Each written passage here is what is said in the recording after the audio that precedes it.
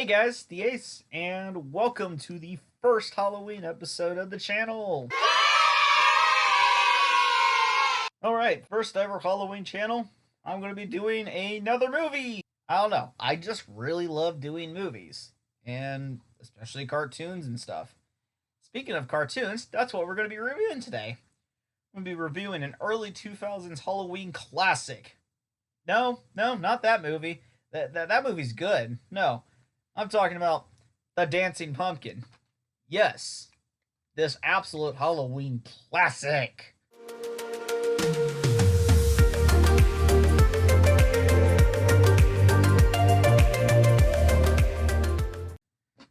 That no one fucking remembers. And I couldn't imagine why. I mean, with faces like this, how could you go wrong? So you might be thinking, wait, why are you talking about the Dancing Pumpkin?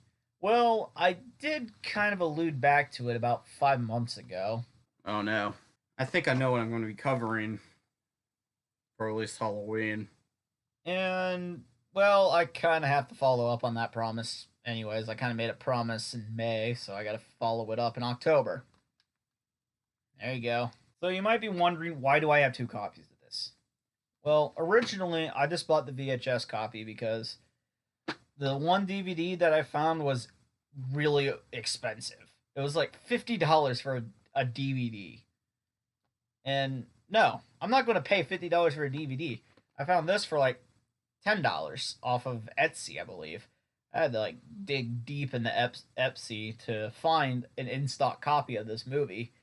And then I got sent with some other like little bonus gifts that the seller sent me with like a little book and Halloween stickers. It was really cute. Yeah, thank you for doing that. If you look at the box right here, here's the front of it. But if you look at the back right there, it says running time 26 minutes. 26 minutes. That doesn't seem right. Then I watched it, and there is something major that I noticed. I had to find another copy. Because around the same time that I got this VHS copy of the movie, there was a reviewer out there. We probably all know him as Saber Spark, who released his review of The Dancing Pumpkin. And that gave me Vietnam flashbacks to when I saw saw the classic version from my ex's place back in the early 2010s. My ex's little sister watched this movie constantly throughout October. And oh boy, did it give me flashbacks to the seeing faces like this. He. Oh boy, it was going to be great. After that, that's when I found the VHS tape of it. Then I went and watched it, and there seems to be a lot of editing. And then to be sure, I managed to find a copy on eBay for about $20, which was much better on Amazon compared to 50.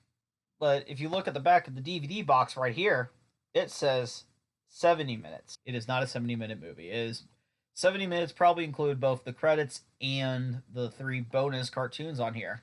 Yes, there are bonus cartoons here. Because this DVD is just one of those classic early to mid 2000s dollar store DVDs that feature a shittily animated movie from the time, plus a bunch of public domain cartoons that they just throw on here. And for our probably public domain cartoons, we have A Haunting We Will Go, Boo Moon, and Cobweb Hotel. The first two are Casper the Friendly Ghost cartoons. And since I don't really like Casper that much, I didn't really like both of these cartoons. I just thought they were bleh. I don't like Casper. And then there's Cobweb Hotel, which it's genuinely just, it's a fine cartoon. It's not really anything. So, I say public domain, but I am not sure about the Casper cartoons because one of them was dated as 1949, while the other two had no dates attached to them, or at least I couldn't find a date attached to them. So, great. They're probably public domain cartoons. I don't know if the copyrights expired or they just gave it up and let it be in the public domain. So all these half-ass video creators like Timeless Media Group can just shovel it onto DVDs and VHS and just throw them on and make that sweet, sweet dollar store cash. Who the hell knows? Also, you might notice the descriptions on the back of them. They're trust me, they're the exact same. It reads: One magical night, four children discover that a jack-o'-lantern on their doorstep is alive and a brilliant tap dancer. Brilliant might be a little exaggerated. The children befriend the charismatic pumpkin and set out on a thrilling adventure to stop the evil ogre, Fink Grinder, from his mission to hurt people. High stakes right there. The giant royal Thunderbelly pumpkins, weighing over 500 pounds, carry the children to the ogre's castle. Alright. Along the way, they are menaced by witches and helped by two comical skeletons named Helgi and Fimbogi. In the dramatic finale, the dancing pumpkin and his friends succeed in foiling Finkgrinder's plans. Spoiler! Packed with adventure, thrills, and unforgettable characters, this award-winning production will entertain the whole family. We'll get to the award that it won at the very end of the video. That's the whole plot synopsis, and watching both versions, yeah, that's basically what happens. But I like the VHS version because it cuts a lot of content from the DVD version, and we will definitely talk about that. So after watching these two, you probably know from what I just said, these two are very different. One is about twice as long as the other one. However, I just said that the main story is attached in the VHS version. So what the hell is in the DVD version? Well, I'll tell you this. It is a bunch of padding and filler. We will see plenty of that in the DVD version. It is nauseating how much filler there is in this goddamn movie. But these two things maybe bring me to a topic that I wanted to talk about for a little bit.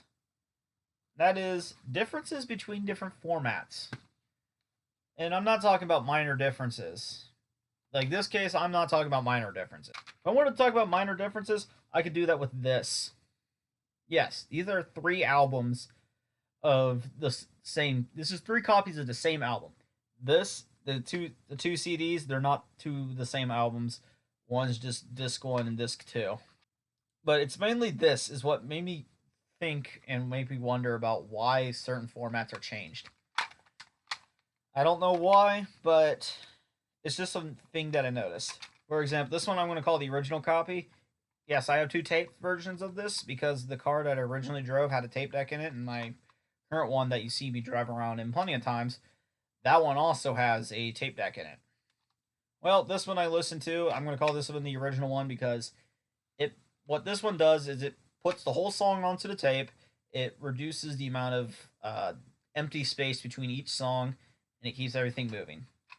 Why did I get a new one? This tape went garbage. So I went and got this copy, and there's really weird differences. On 2 of the songs on side 1 of the album, specifically The Dirty Jobs and I've Had Enough, for whatever reason, there is an extra loop of music at the introduction.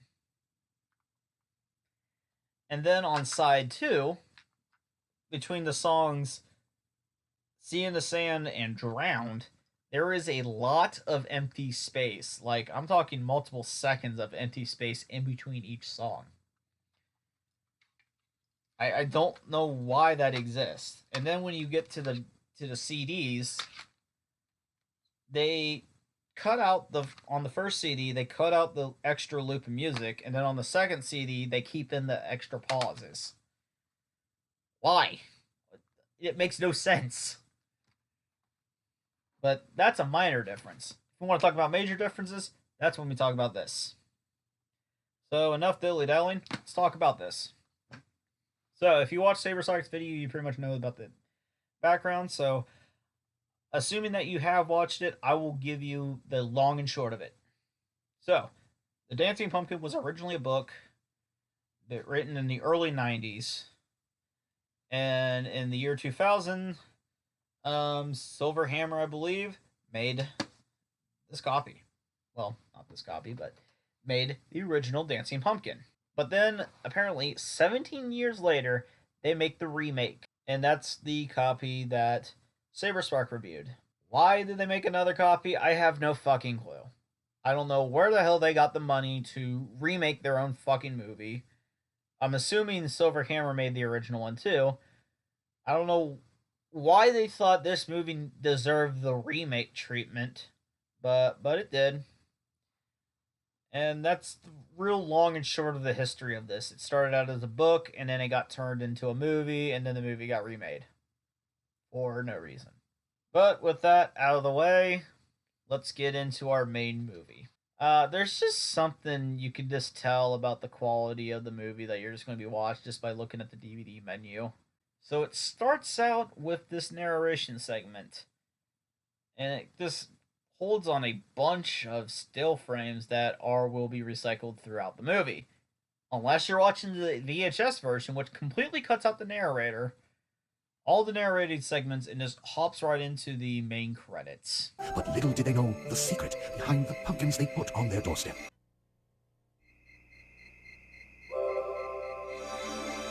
So we start our movie. The dancing pumpkin starts tap dancing, and the kids move around, put it back into place, and then a witch talks to them.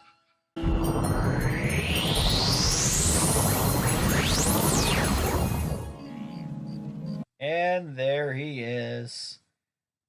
Look at that majesty go. You could tell that he's special because he has special shoes and a top hat. We are not even 2 minutes in, and we already have a fucking dance number. Unless you're watching the VHS version, which cuts out almost all the fucking dancing. So, that's one major difference between this and this, is that the VHS cuts out almost all the dancing segments that are just like this, that are just complete fucking time wasting. So after dancing for probably what seems like a little too long, kids finally stumble upon him. And oh boy, do they have the greatest reaction to the seeing the pumpkin dance. Oh my, I comprehend it. Hello, Mr. Pumpkin. Nope.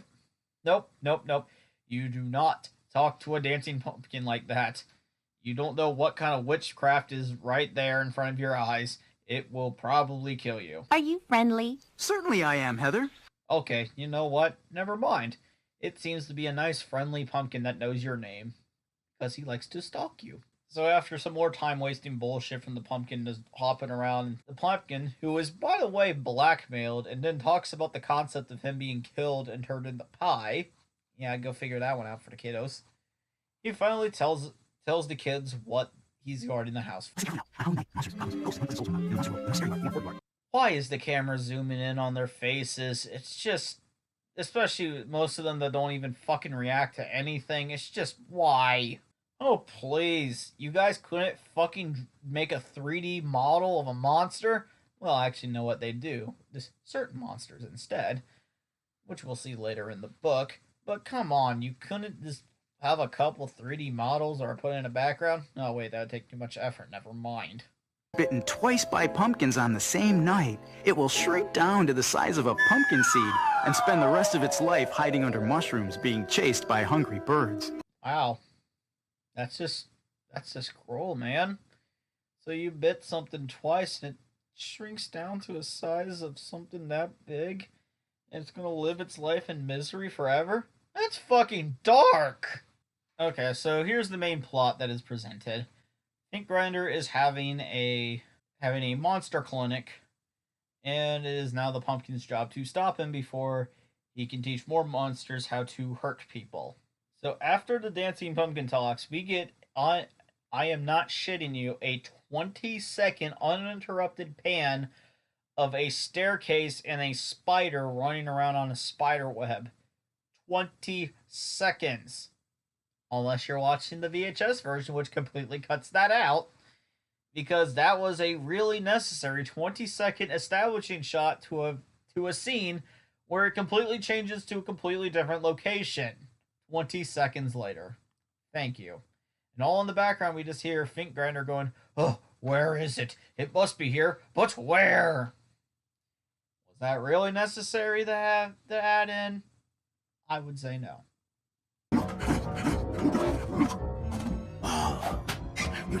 Why the hell was the Book of Hurt buried in a fucking treasure chest under a castle?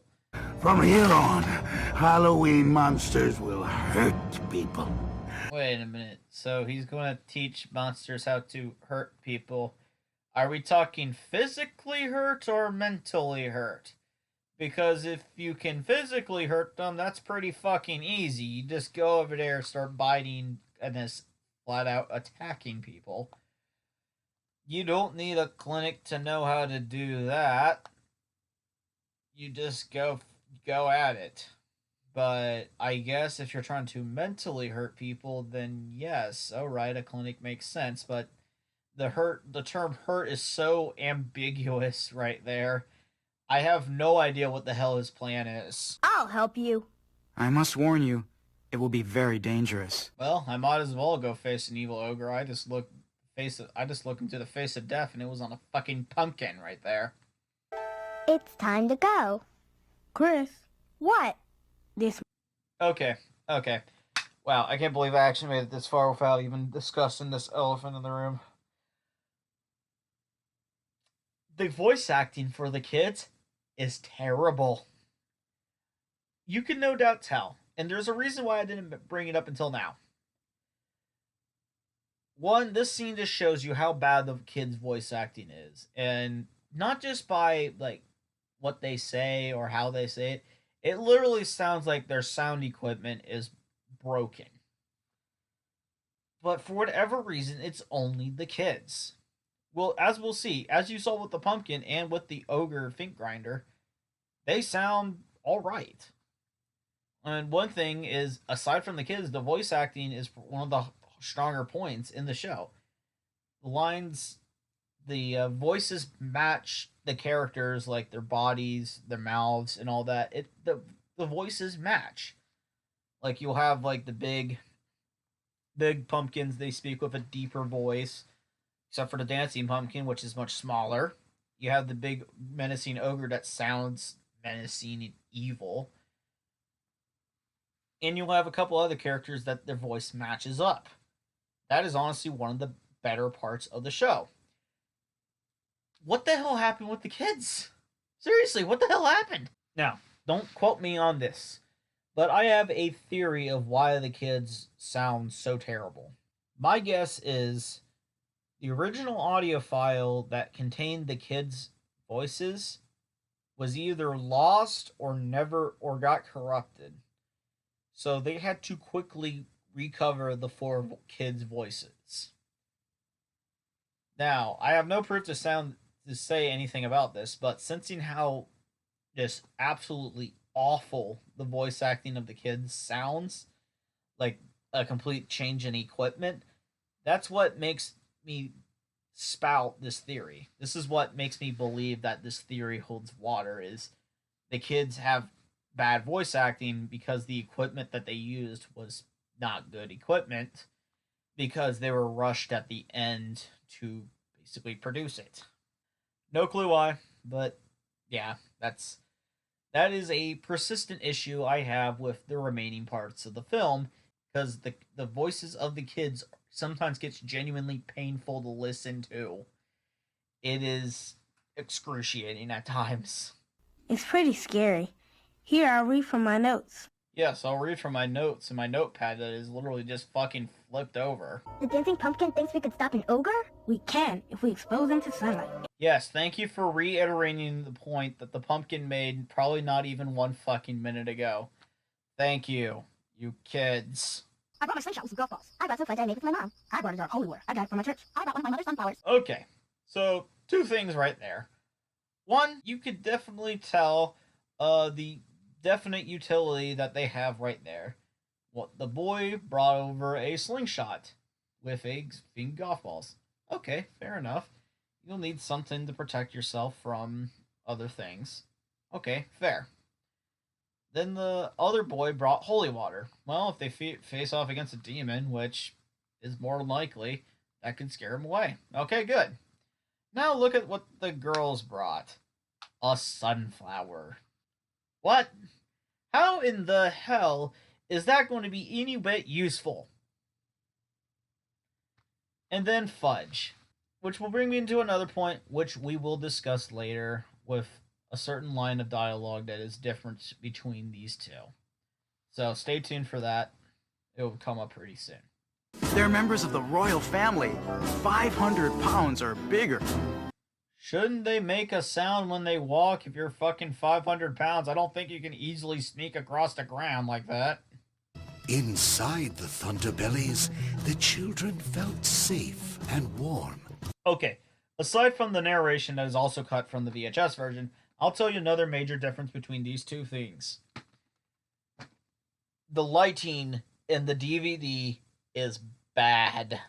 It is either really bright or really dark. It is one of the darkest movies I've ever watched. No, not by content, but by the fact that you can't fucking see anything on the goddamn screen. I mean, look at these scenes right here. How the hell are you supposed to know what exactly is that? I mean, you got a bright ass red fence, but if it was any other color, you wouldn't even know what that would be. It's like, what is that, metal grating or something? One of those in the backgrounds. This rendering on it looks atrocious. That is another issue. That for whatever reason on the VHS version, the mixing and the lighting in that one was dark, but it was enough to where you can see what you're looking at. Well, this is just freaking pitch black in points and then gets so fucking bright in others. It fucks up your eyes while you watch it. To stage. Just a second. Alright, fuck it. I'm done. We're putting another goddamn counter in here. It's going to be another goddamn dance montage counter. Unlike in Soul Surfer where it was a fucking surf montage, now we're going to be doing pointless dancing montages. And we have yet to meet the most egregious bit of filler. But believe me, once we get through this scene and another scene, you'll see it in all of its glory.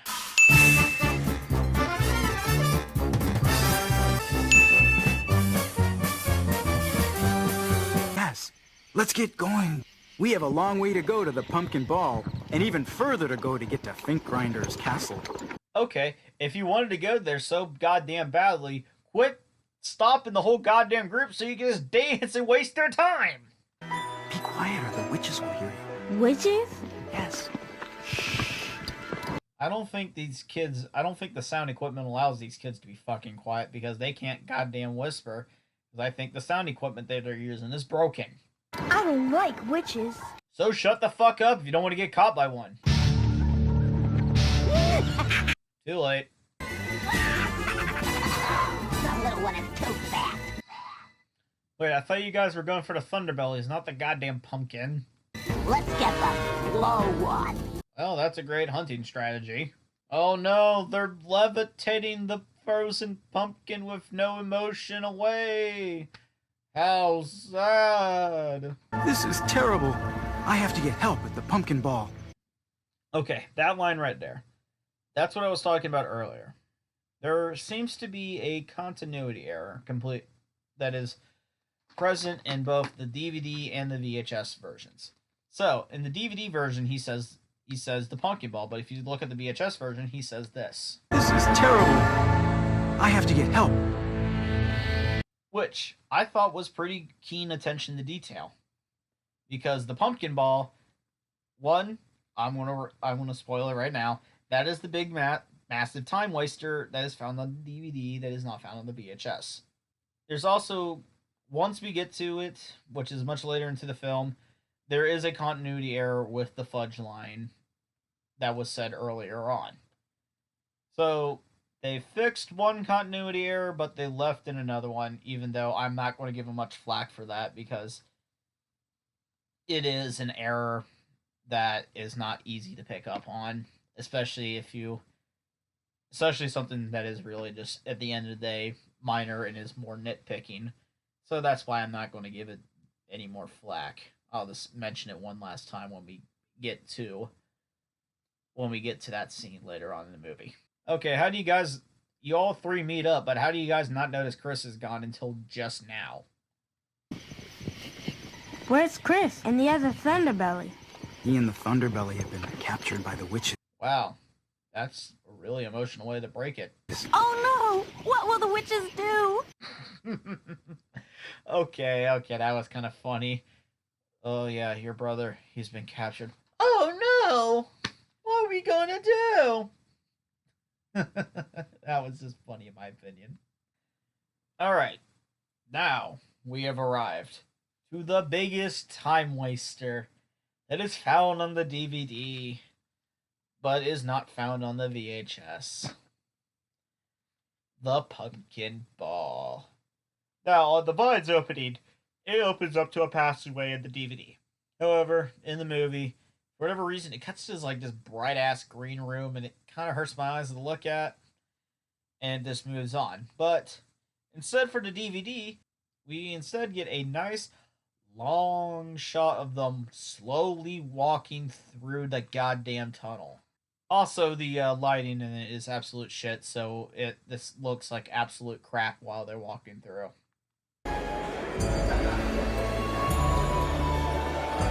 Wow, the pumpkin ball. Oh, wow. Look how magical that is.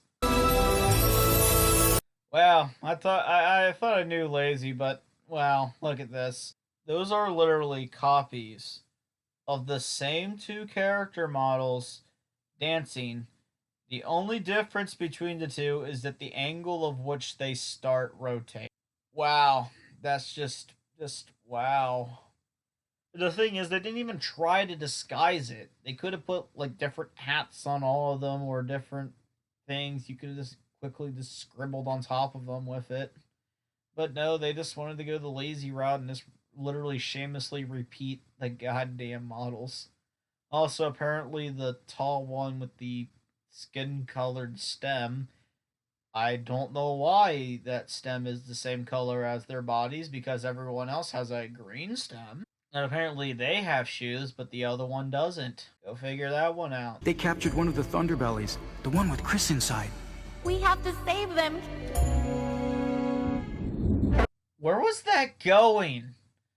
Okay, in both versions, she says we have to save them, and it zooms in on her face, but then it just cuts away to what I believe is Stonehenge. Fight him equally before he thaws out. Or before your hair glitches through your entire skull again. Okay, with that witch right there, you will even see in the backgrounds, her hair is just phasing in and out through her body the whole damn time. It's just distracting at this point. Okay, seriously, her hair is phased through her cloak. We can't have him for supper. What is going on with your goddamn neck? I'll marry him and make him a warlock. What? No, you're not talking about marrying him, are you? I must have him for dinner. Get your claws off. For real, you're not talking about that, right? He's mine. Please don't. What's your name, my love?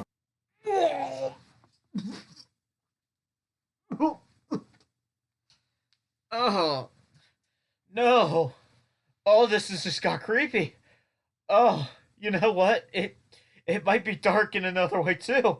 Because, one, I can barely see what's happening half the time. Two, no. This is genuinely disturbing. But I need to know, darling, will you marry me? Or do you want to be served for supper? I'd rather marry you. More blackmail! Yay! Just knew you'd say that. Oh.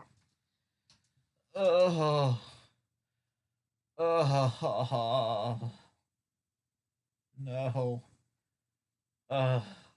Just why? Okay, so remember when I said we were arriving at the pumpkin ball? Well, we were just doing that. We were just arriving. We haven't even hit the main course of this petting feast. So, were you impressed with the two character models shamelessly pasted everywhere at different angles dancing? Well, if you were, have your expectations even higher, because we're about to enter the dance contest. How does it begin? Well, it starts with this absolutely horrifying looking pumpkin explaining that they're now going to have the dancing contest. So we're going to take our whole movie and bring it to an absolute grinding fucking halt just to have a dance contest so the pumpkin can win. Okay, so forget about the fact that Chris is now going to be a husband to a borderline witch pedophile. We're gonna stop that with a dancing pumpkin that's underground to what looks like if trees had legs. Okay, you know what? I don't know which one's more creepier. Either this pumpkin just mugging at the camera, or if you look in the background there, you see the characters in the A model just staring blankly at you with the king just looking completely at you like that. So I don't know which one's more terrifying. Jesus, what were you snorting something bad? Why are your eyes so wide? So, dim the lights, brighten the stage. Yes, dim the lights and watch the crowd literally phase away. Okay, so we now get absolute dancing filler for minutes on end. Minutes!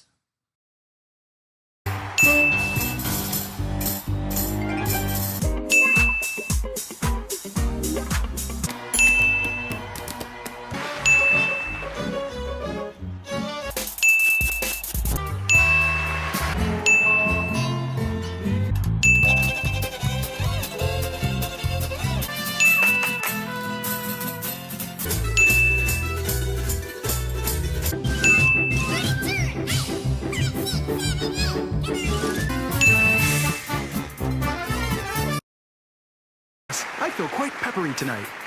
Yes, you feel quite peppery in a fucking black void. Seriously, where the fuck did the ground go? Also, yes, this is the same dance that you saw in the DVD menu.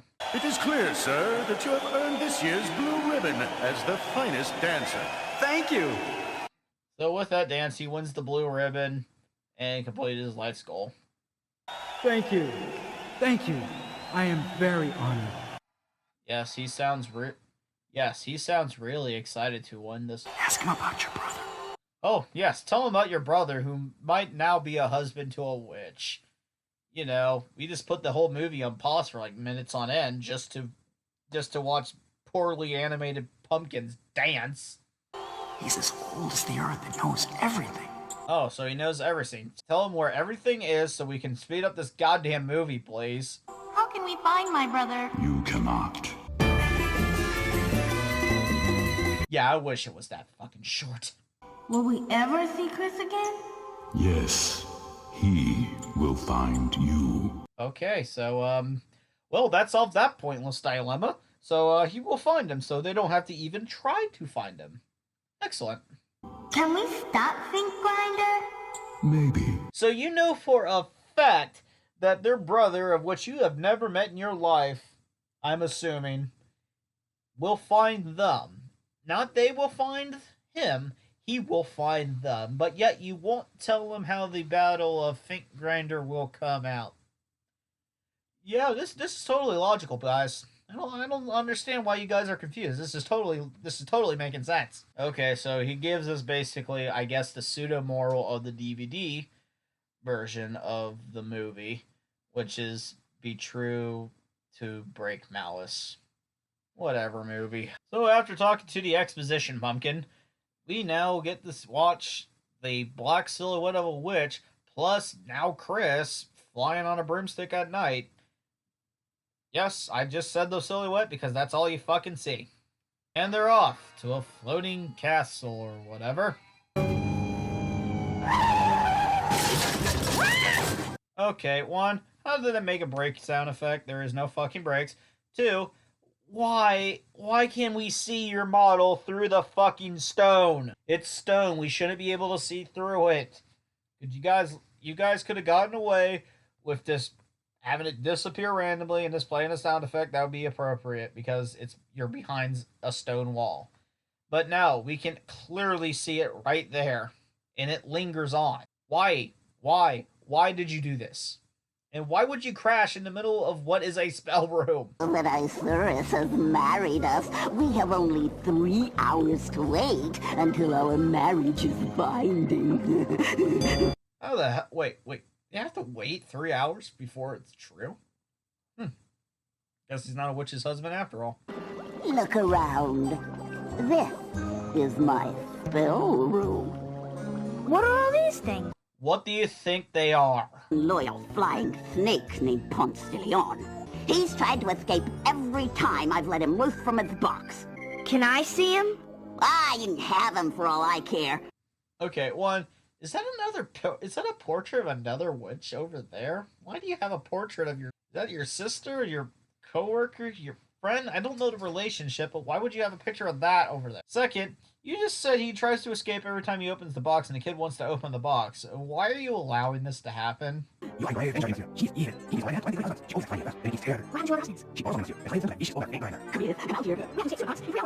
there just a sound barrier? How do you not hear any of this? You're not even that fucking far away. How are you not hearing this? So essentially, the kid and the snake help basically put the witch to sleep using the sleeping powder for whatever reason, which was wide open with a spoon on the shelf, of course. So he drops the book into the cauldron and it fucking nukes the place. What, did a B-52 came by and drop one at the same time? What is this? And now we get to see real 2000 CG go at it. Good. Why'd you mug the camera like that? What happened to Gingley? She sank straight to the bottom. How the hell do you know that? You were a flying snake. You never even got wet. How do you know she sank straight to the bottom? I'm cold. My clothes are wet from the lake. Yes, we know that you're wet from the lake. You could just say your clothes are wet. We all know what it's from. Unless that was supposed to be a commercial break. Which is definitely possible. If this thing ever aired on TV. Which I have no recollection of it doing. It's very much possible that it did, but I'm not sure. So after an indeterminate period of time has passed, he's cold, so he finds a fire in the middle of the forest, and it's being kept by 2 skeletons. The comic relief of the movie, I guess. And they have absolutely petty arguments that are not even somewhat funny. Yeah, we could definitely tell when you guys were rolling around on each other. Real champions right there. Oh, for the love of God, this is gonna take fucking forever to do. Whose bone is this? Mine! Mine! Mine! Mine! For the love of God, kid, just pick one, put together, put the goddamn skeletons together. It doesn't fucking matter.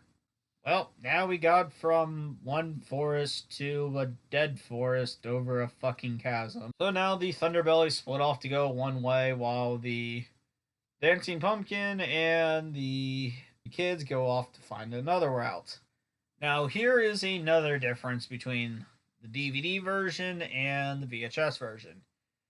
In the DVD version, there is a shitload of padding. When they basically face off against a zombie, they face off against a wild skeleton ghost horse, a zombie, and a banshee. And then they get to the point which I talked about earlier about the continuity error. Also note, both movies contain a banshee in it. However, the DVD version involves a woman crying in a cloak that turns into the banshee that we know. And then the VHS version just has one casually fly by. It makes no sense. Turn back. He'll get you. Turn back. Alright. So in the DVD version, the pumpkin and the kids take a short break where the girl Joyce hands everyone a bit of hands the other kids some fudge to eat. which makes utility for the fudge. It gives them some energy to continue onwards. However, there was a small continuity error in the VHS version where she mentions it, but it never comes up again. I brought some fudge I made with my mom. What was that? A banshee. Let's get going before we're discovered. Again, that was a small nitpick. I am not going to hold it against it. That's more nitpicking, and when I do overall grades, I try to avoid nitpicking. Unless the movie's really, really good. Then that's when I get more nitpicky. Let's get going before we're discovered. Yeah, that's a really good idea. It would be really bad to say it about being discovered and... God damn it! Well, because of that damn raven, now Fink Grinder knows that they're in the forest and he's now going to prepare to eat them. Meanwhile, they find some poisonous vines that they can't touch. Wow. Well, what a dilemma. What are they going to do? Okay, they just hide behind a tree. Never mind.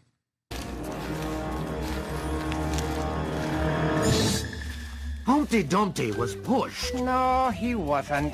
Never mind. It's just another fucking argument with another skeletons.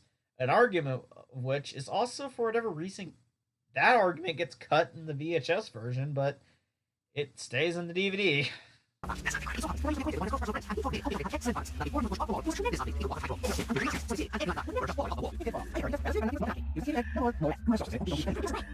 That's not Fink Grinder. My sources say Humpty Dumpty fell. Thrill, give us away! Well, DVD's full of filler anyways, but I don't know why that one got cut from the VHS version. It was just as much as a point as the first conversation. Regardless, the pumpkin and the kids meet up with the other kid, a flying snake, and two skeletons. Wow, what a crack team they have there. So this gang finally meets up with each other. So with this crack team, who is surprised that they immediately get captured? What's behind this door? I don't know about this, monsieur. Oh, you bonehead. I've got to find the Thunderbellies, quickly. I don't know why you're mugging the camera like this. No. Now is the time for cleverness, for escape. Well, his idea is now to let the literal boneheads out of the cage so they can get help. Yeah, I can't see this backfiring. Wait, how did that door open just like that? The hinge was on the side where it flew in. Shouldn't have flown in the other way, or why would you literally draw a hinge there and have it fly the other way, but yet perfectly rotate? It should fly off the damn hinges. Damn, dude, take a step back. I'm hungry. Hi, hungry. I'm the Ace. If you want my treasure, let my friends go. No. I take what I want. Watch out! Yeah, watch out. His arm is phasing all over the goddamn place. How the hell are you literally missing a pumpkin that close to you? He's not even fucking moving. Okay, so he got bit once. Let the pumpkin out and let him bite him again so he can turn him into... so he can shrink. Or that does not work on their main villain because plot.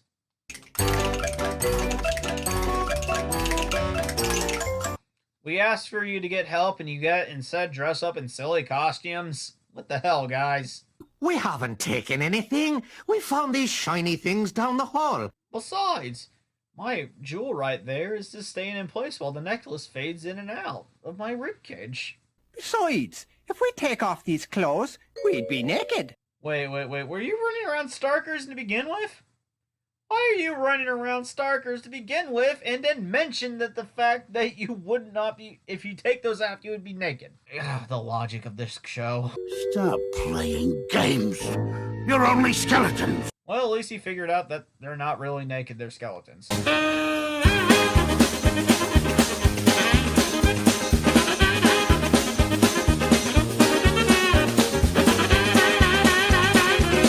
So after Helgi and Fimbogi help Fink Grinder with his Benny Hill routine, they wear him out, and he goes down the hall and chases them.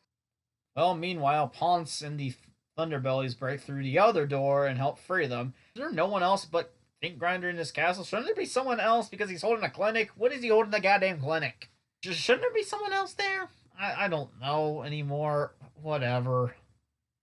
This movie only has about 10 minutes of it anyway, left of it anyways. Let's go!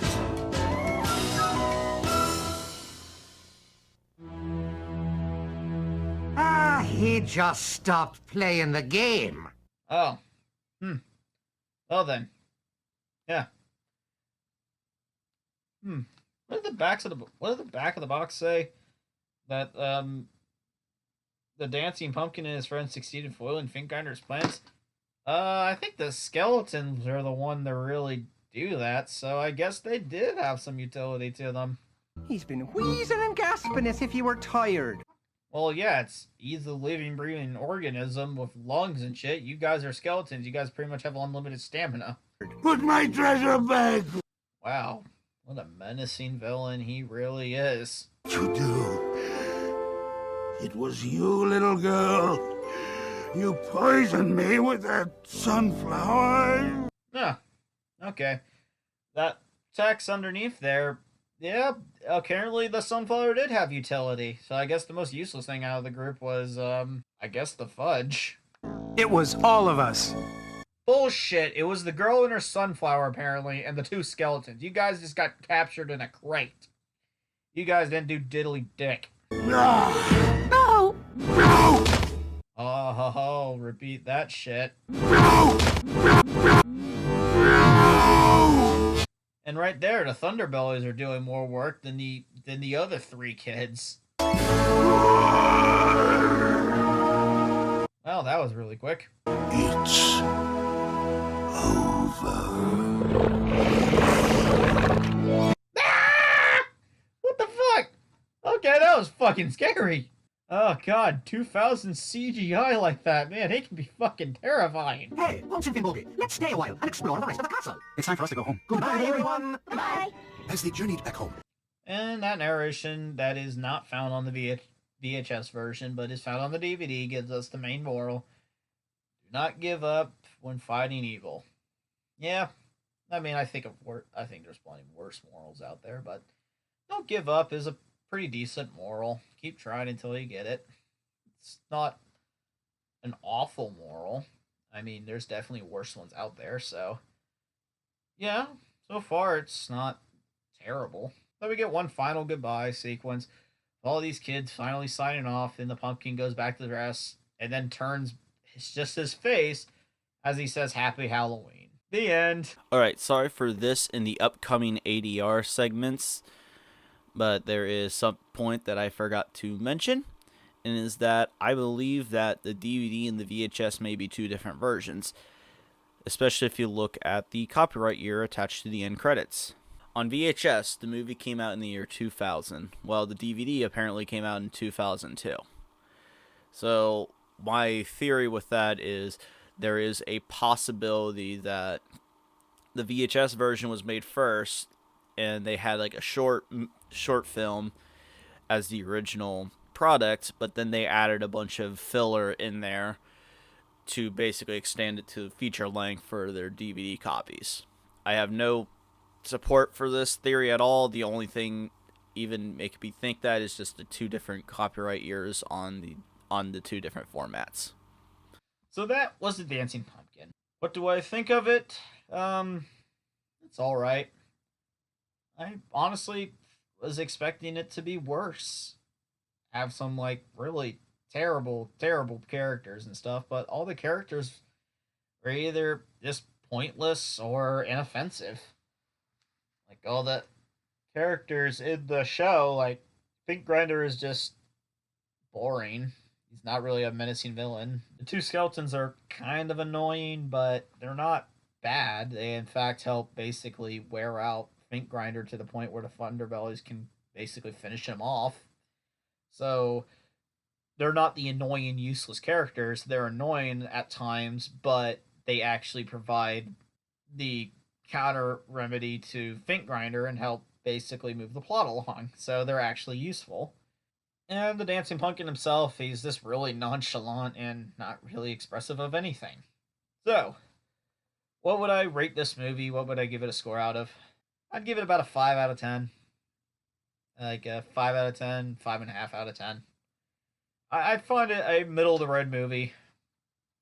Well, okay, movie is stretching it. If we're talking about the DVD version, yes, that's a movie. If you're talking about the VHS version, that's a short.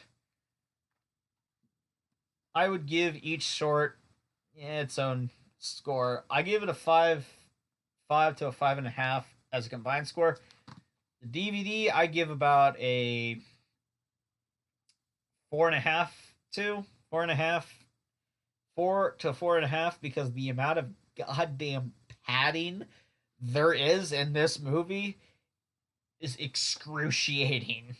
Like that dancing segment is so pointless, and it's minutes on end of badly animated pumpkins dancing. It's honestly insulting to watch. It's a massive waste of time. But this, I'd give actually a 6 out of 10. Mostly because it's just a little bit better. It has a consistent narrative. It keeps the plot moving along. It doesn't want to dilly-daddle with dancing pumpkins. Now, for what it seems, it cut too much out. If it added a couple more minutes, if it had like 2 minutes in or so of a little bit more dancing, it would be a bit more excusable, because some of the scenes that just seems like they just abruptly end. This one was a nice, short, and concise version of this. So I would prefer this one. I would give this one a higher score compared to this one. So when I factor the two scores together, I get about a 5, 5.5 out of 10.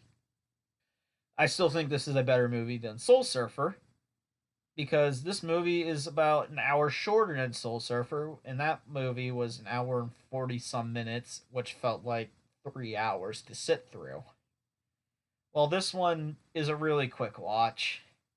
You watch it, especially if you watch the DVD version, if you can get over that pumpkin ball scene where all the pumpkins are dancing, you'll notice that 45 minutes just went by fast. So it's a quick watch, honestly.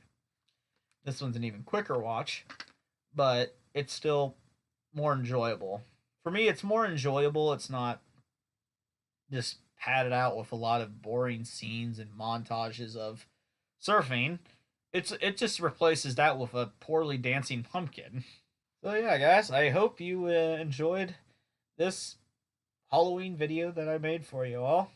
I really enjoy doing stuff like this.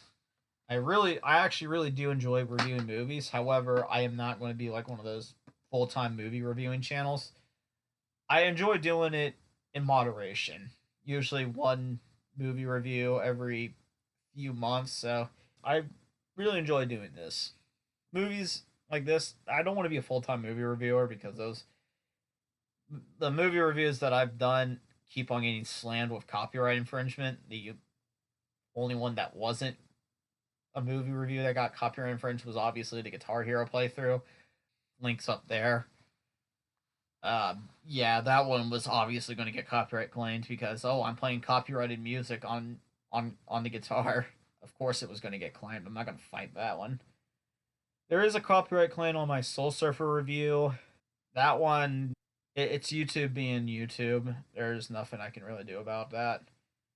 And while I'm on this brief tangent about my other reviews, the 2 hentai reviews that I did, Ray Ray the Missionary of Love, apparently she's not called Ray Ray. Ray Ray is never once mentioned throughout the entire show. Even then, she actually even downright says who she is in the first episode. My name is Kaguya. Yes, apparently that is Kaguya. Why did I call her Ray Ray? I don't know. I just did. I just called her Ray Ray, because that's what I thought her name was, or Kaguya was a nickname, but no, her real name is Kaguya. She's the Missionary of Love. So who the fuck is Ray Ray? I don't know if I'm even saying that right, but who the fuck is Ray Ray? I don't know, why would you have that as the original title? Was that her name in Japanese, but then it got changed in English? When they horrendously dubbed this, was it already in the subtitled version? Who the fuck knows? I don't know. But yeah, That's why in the review her real name is Kaguya, but on the box I called her Ray Ray. So there's that whole thing cleared up. Is I don't know why I called her Ray Ray. Probably because that's what the name was on the box, but her real name is Kaguya. So that cleared up. I hope that makes more sense why I called her Ray Ray.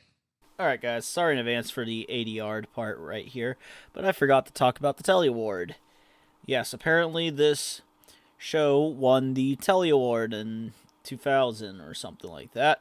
So far, I checked on telyawards.com, and everything before 2007 has been unaccessible.